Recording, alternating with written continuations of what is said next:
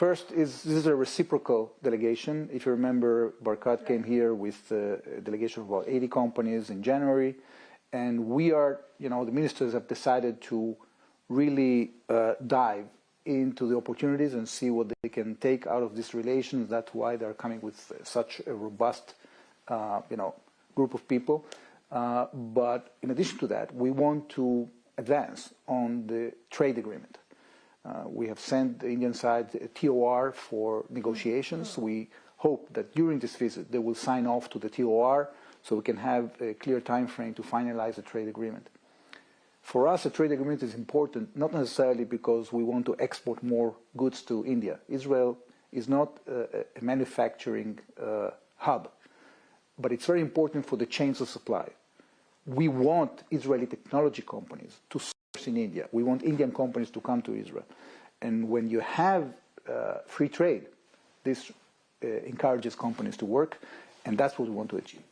Absolutely. But so since you spoke about, an FTA, of course, the expectation is that the FTA talks will begin again. You spoke about the TOR, which were finalized. But any specific expectations that Israel has from India as far as this particular FTA is concerned in terms of deliverables that you're looking at? Well, we've been waiting patiently until you guys, negotiate with the Americans, with the Europeans, with FTA, with the Brits, with the Australians, with New Zealand. Now it's our turn.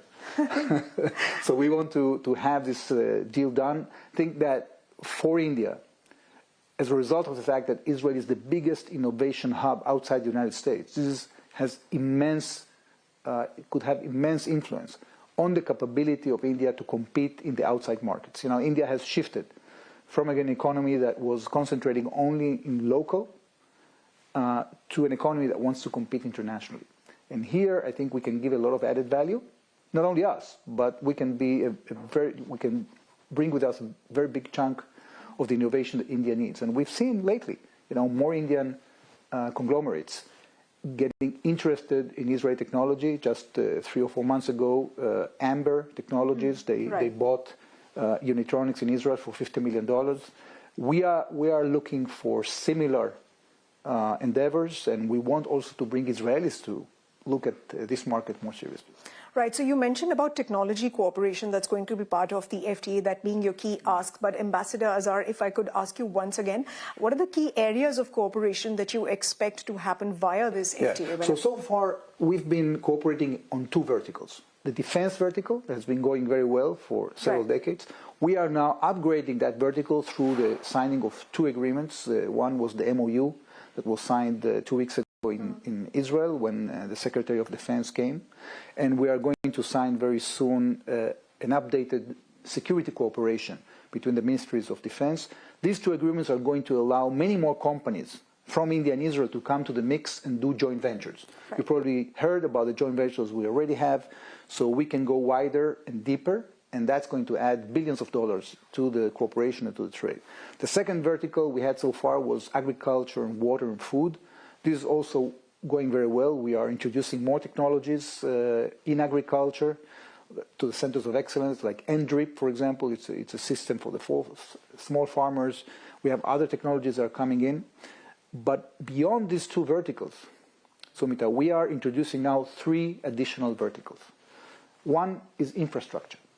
Israel is now in a huge wave of build-up. We're going to issue $200 billion of international tenders in infrastructure in the next 10 years. And we want Indian companies to participate. Okay. And that would have tremendous repercussions on the relations. So imagine we have a free trade agreement. It would be much more easy to move merchandise on both sides in order to implement these projects. Okay? The 4th vertical is technology.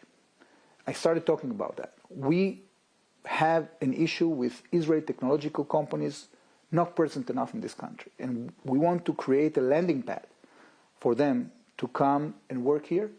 When you have a trade agreement, that facilitates that.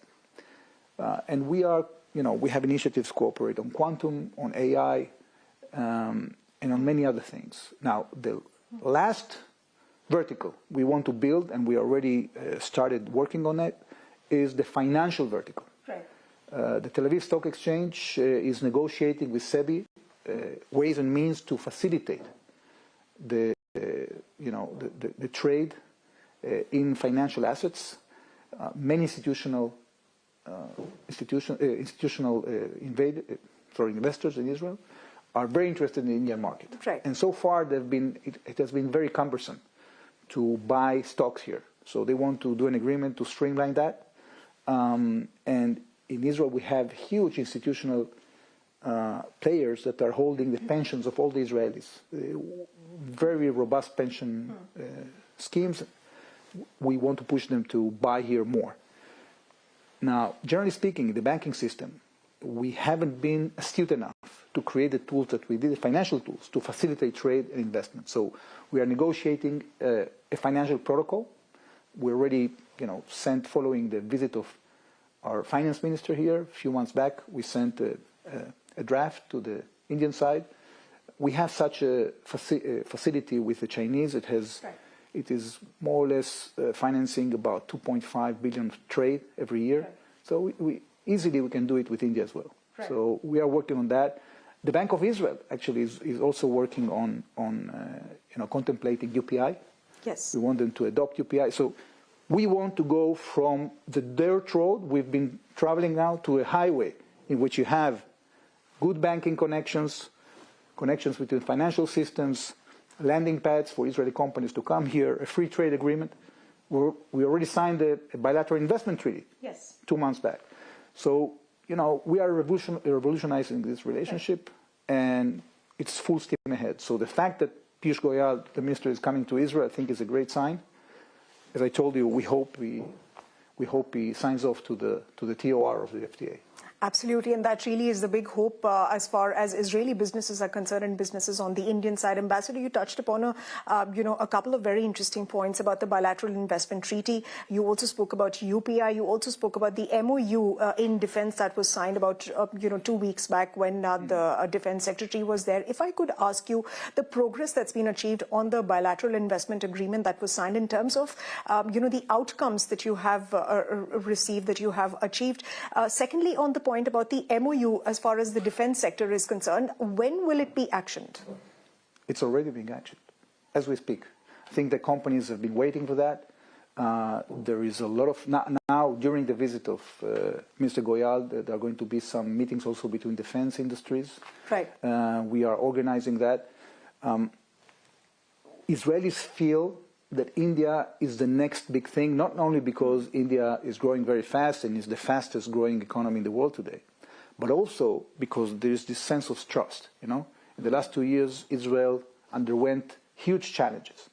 And we saw that we can trust our Indian friends. And that's why, when it comes to decision makers in Israel, there is a very high level attention. People are ready to, step to the plate to do what is required to be done. So we actually leveraged the visit of Finance Minister Smotrich in order to finalize this bilateral investment treaty. We are the first OECD country to sign this agreement, which is an Indian version of a BIT that you have signed only with other 5 countries. So we are willing to, do the extra step because we feel that India is very close to us strategically, and we can upgrade this relation very easily. Absolutely, but Ambassador Azar, when you speak about the various sectors that you're looking at investing in India, whether it's related to infrastructure, whether it's related to integration on UPI, technology transfers and technology companies looking at entering into India, over the next 1 year, if I may ask you, what are the kind of investments? Could you give us a number in terms of how much are you looking at investing in India? How much are Israeli companies looking at investing in India? Well, you have to ask the companies. We unlike the agreement you guys just signed with the FTA countries, the government of Israel cannot commit in the name of the companies how much they're going to invest here. Our job as governments is to facilitate. And eventually, it's the decision of the companies to decide whether they want to invest in this country or vice versa, whether Indian companies will invest in Israel. So we have a lot, our plate is full. We have to finalize all these agreements. Some of them we've done. Some of them we are in the midst of achieving. I think we're going to see major events happening in the next year because we are going to get to the finish line when it comes to this initiative. Right. So, Ambassador, could we expect a visit of the Prime Minister of Israel to India then? Hopefully very soon. He wants to come very much. He's been here 7 years ago. About time he returns. And we are just, trying to find the right moment. Our part of the world, as you know, is a challenging part of the world. Right. So the Prime Minister has to have the attention span that he needs in order to leave the country and go somewhere else. And I know that he wants to come here more than anything else. Let me also get in your thoughts on the Gaza peace plan formulated by Donald Trump that has now been approved by the UNSC. However, you do have Hamas pointing out to a couple of, issues that it has with respect to that, peace plan, which is point-by-point peace plan, and it says that it's not going to disarm. And of course, one of the key contentions that it's mentioned is that it's not going to cooperate if it's asked to disarm. How do you deal with that, given the fact that the disarmament of Hamas has been critical? Well, Sumita, the good news is that Hamas is in a box. And this manifests itself also in our economy. We've seen in the last quarter a growth of 12.9% in the Israeli economy. It's a remarkable number. So we are getting out from this war, not only victorious, but I think with a lot of energy to do what it is needed to do for our economy, for our people.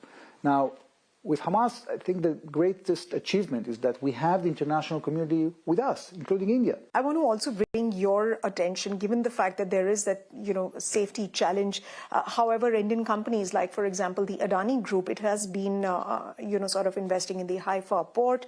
The earnings have been great. Do you think that this visit of Minister Goel is going to pave way for further more of those kind of investments and interests that will go into Israel? And how is Israel looking at sort of securing the interest and, of course, safety of these companies that are operating in the region? Well, the Israeli economic environment is pretty safe. Even during the most difficult times of the war, in which we were attacked by 7 fronts, we managed to keep our infrastructure almost completely intact. And that means that Israel is a trustworthy place to be present in, and also extends huge opportunity.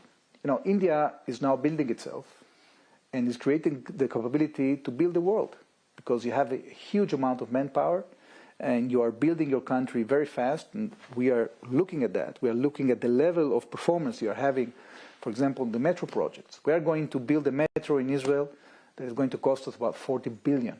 The first tenders are out there for Infra 1. We've been doing a lot of effort, our metro authority, to convince Indian companies to come and to apply for tenders. And their presence in Israel really are going to be a major change, because we need that competition in Israel. And I think that once we have all that Indian presence in Israel, it's going to also open the eyes of the companies to scout for technologies. And this is exactly what Adani is doing as well. The fact that now they have a permanent presence in Israel means that they can scout for new projects. And we are doing this constantly. I'm in touch with our people. We are presenting opportunities all the time. Our treasury actually has presented to them more concessions and tenders that they are publishing, and I think we are on the right path. And you can ask them, but I think that they are pretty pleased with their investment in our country. Right, and of course, that is a big vote of confidence from not just the group, but also other companies that could be looking at investing in Israel. But we do hope, Ambassador, that there are some concrete outcomes at the end of this visit of the minister to Israel. But thank you very much for taking the time and speaking to us here on ET. Now, one final question, and I have to ask you this. You have spoken about India and how India is, of course, the talent capital of the world, and that is essentially what the Indian government is also looking at in terms of looking at mobility as part of mobility and talent as part of the FTAs that it's striking with a diverse set of countries. But what really interests you about India amidst these geopolitical turbulent times that we're currently in? Well, we see in the current geopolitics that most of the markets in the world are highly indebted, and they are undergoing a lot of problems. What you see in India and in Israel is that we are both economies that are very dynamic, in the sense that we are both growing demographically, but also reforming very fast and growing very fast. So you want to be in the places, working in the places that actually entail the highest potential for growth. And that's the reason we are cooperating. I think it's great. And it's always great talking to the Economic Times. Thank you very much. So as Commerce Minister Piyush Goyal heads to Israel, Israeli Ambassador to India, Reuven Azar, speaks about how, Israel is pushing for stronger ties, investment ties with the country, and the presence of Indian companies in Israel will help build healthy competition. Now, important development coming in from Bihar, JDU Supremo Nitish Kumar, who resigned as the head of outgoing NDA government today, will take oath as Chief Minister for a record 10th time at Patna's historic Gandhi Maidan tomorrow. Several top NDA leaders, including Prime Minister Narendra Modi, Union Home Minister Amit Shah, Defence Minister Rajnath Singh, Union Minister Dharmendra Pradhan, and Chief Ministers of various states are expected to attend the ceremony. BJP insiders also said that Amit Shah will be in Patna tonight as lobbying among the NDA partners is still underway to finalize cabinet berths a day before the formation of the new government.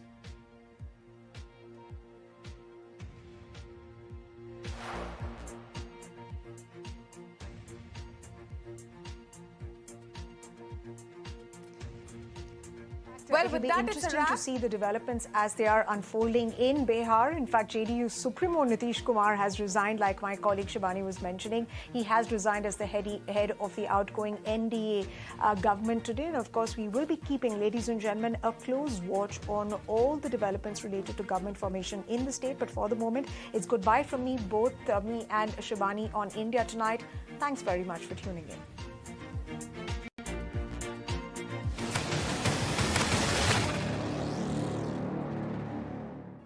If you like this video, then like, share and subscribe to ET Now.